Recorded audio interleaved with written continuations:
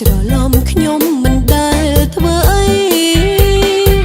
អ្នកដែលដឹងបានដឹងខ្ញុំពិបាករាល់ថ្ងៃណាក៏នៅដែរទោះសាច់ខ្ញុំស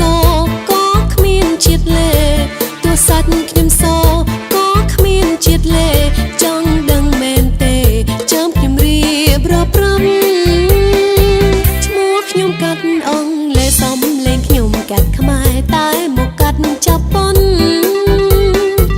សាញ់ឈាមខ្ញុំកាត់ចិនរៀងឯសងខ្ញុំវិញគឺកូនកាត់បារាំងស្ដាំរួចហើយសូមគុំភ័ន្តភាំងស្ដាំរួចហើយពេញលងស្រឡាញ់កូនកាត់5សាសមុនតែភ្លុកទឹកភ្លុកដីគេដំរងជួចាំចូលស្ដីប៉ុន្តែខ្ញុំមិនតន់ប៉ែតតៃបីបើប្រសម័យអីលើចេះតែញ៉ែស្រីនឹងផឹក